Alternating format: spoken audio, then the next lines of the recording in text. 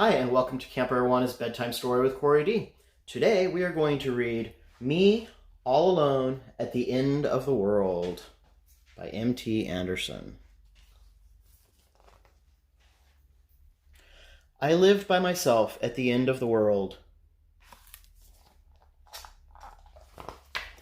The days were slow and fine. I looked for treasure with old maps from fallen empires. I dusted off rocks and found fossils. I put the bones of long monsters back together with twine. I played ball by the drop. I sat and I read. I liked to listen to wind from the empty spaces blow through the bristly pines. The branches swayed in the blue. I ate hardtack and gristle. At sunset I whistled dance tunes to the mule.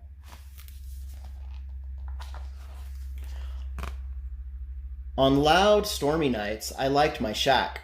I liked to lie cozy near the brass-bellied stove and hear the rain and the thunder fall, and the chuckling beasts with long tails or 5 legs, or big kissing mouths squirm over the edge to go snapping at lightning. I was never afraid. I would fall asleep, hearing them growl in voices like plumbing. I was happy there all by myself, alone at the end of the world.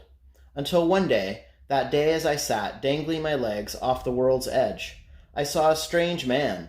He was a long-leggedy man with a wide hat and a beard in a circle around his head.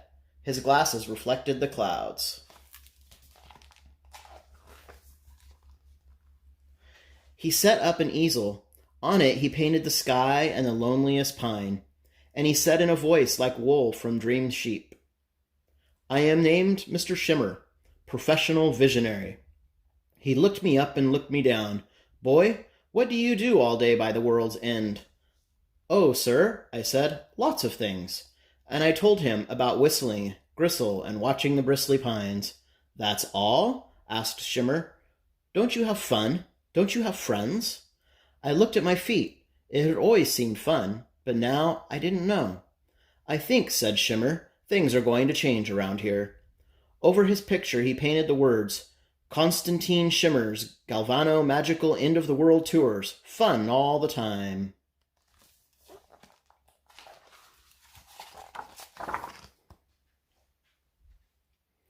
A week later, I was netting fish that flew over the rumblous tumble-up falls when I heard big machines and men giving orders. They were paving a clearing. They were digging ditches. And tall Mr. Shimmer was leading a tour. "Here," said Shimmer, "is the end of the world. Here is the cliff. Here is a lonely local boy with his mule.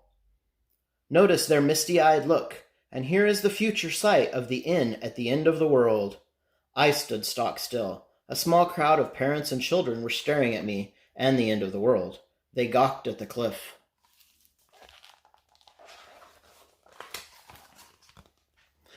I could not believe Mr. Shimmer had flattened the ground. "Mr. Constantine Shimmer," I piped. I pointed to the paving stones. "What are you doing? What have you done?" "I've brought you some friends," said Constantine Shimmer. "If you show them the sights, I will give you a shiny doubloon." "Sights?" I said. "I just live here alone in a shack. I don't need friends, and I don't need—" But then I looked at the kids who stood around Shimmer. They were smiling and nice. They held out their hands. One was named Bert, and one was named Juke, and one was named Minnie Bucket. They wanted to like me. I wanted to like them. I started to smile. "Well," I said to the kids, "what can I show you?"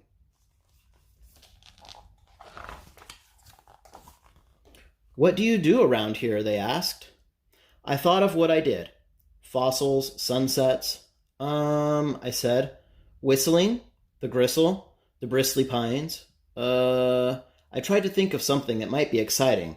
"Well, if you spit off the edge of the earth, the spit gob goes forever," I said. "Wow," said Bert, and "Zowie," said Juke, and Minnie Bucket cried, "This is electric." So we spent the day in the woods by the cliffs. We spat and we clapped. I pointed to fossils. I showed them the paths. I showed them the trees. I showed them the footprints from slithery beasties. When the time came for them to go back to the city, they said, "We don't want to leave. We'll come see you this fall when the inn at the end of the world is complete."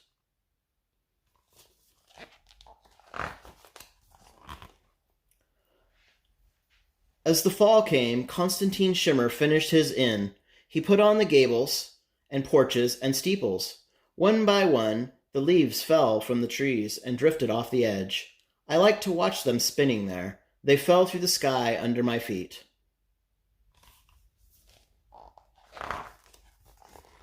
And when the colors were really bright, Bert and Juke and Minnie Bucket came back from the city, and we ran through the inn at the end of the world, and we played with the elevators, and they sent out for room service turkey and chitlins and gum. We rented 4 gliders from Shimmer's hang glidery, and swooped from the cliffs at the end of the world. We screamed as the blood all rushed to our feet.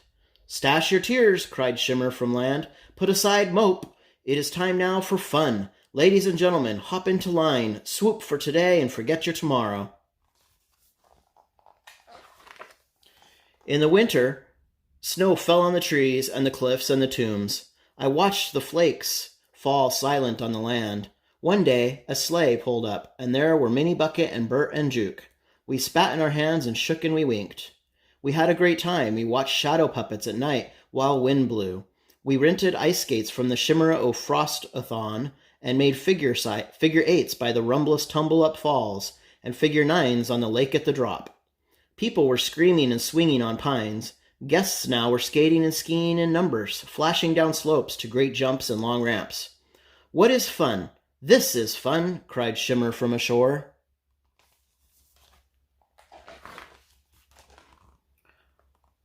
Fun chock-a-block to your eyes and your teeth. Loneliness, ladies and lads, gone, all gone at the Shimmer Inn wintertime ski and skating extravaganza. Juke and Bert and Minnie Bucket came again in the spring. We couldn't hear the wind whistling through all the bristly pines. The noise of the parties was too loud in the woods. Men with mustaches gave foxtrot lessons to duchesses and dry-cleaning heiresses wound up in silk.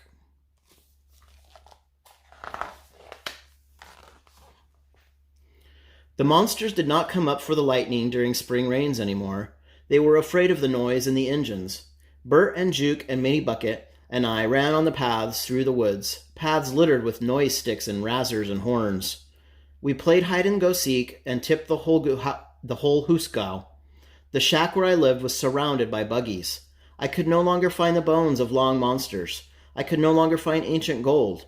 The pavilions and escalators covered them up. In the summer, the crowds were enormous, and the inn was open for honeymoon couples who came for the 4-hour sunsets. But the sunsets weren't clear through the haze on the boardwalk with all the lights from the games which we played.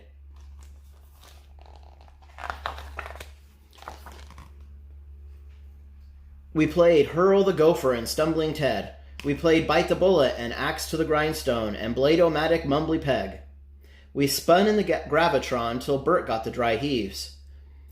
We jumped from the ropes at the Shimmer Yow Golfo Drop. We hung in the ruins of the Sideways City, while sporty men in striped Shimmer scramble sweaters bounded and vaulted from arches and domes. "More fun!" bellowed Shimmer through his bullhorn. "No solemn silences here at the end of the world. Nothing but laughter and jumping. Madams, sirs, I highly recommend Vertigo."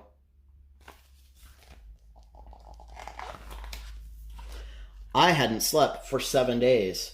There now was a Ferris wheel over the gulf. There now was a towering tower. There now were some fireworks blasting the clouds, and statues that talked and that walked in the park. Over the noise, I yelled to my friends, "You know, I've been thinking." "There's no time for thinking," cried Shimmer from his podium as the lights in his beard flashed and whirled. "It's time for some funning, not thinking. Observe, folks, the end of the world. The splendid, resplendent, sublime view from here. Isn't it lovely? I'll build a new deck where you can eat dinner. I'll make you some go-karts, some blimp sleds, some capsules. Whatever you wish, I will build. Gentlemen, ladies, there is not a moment for gloom or for thought. We shall have fun. That's fun without end." Minnie was sweaty. "Come on," she cried, tugging at my wrist. "Here we come," hollered Juke. "Here we go," giggled Bert, gnashing his teeth and rending his shirt. I said, I think it's time for me to go." I lifted the sparkler hat off my head. I turned off my shock mittens. I rolled them up and gave them to Juke. I said, "I've got to leave." I said, "I miss the wind." And so I left.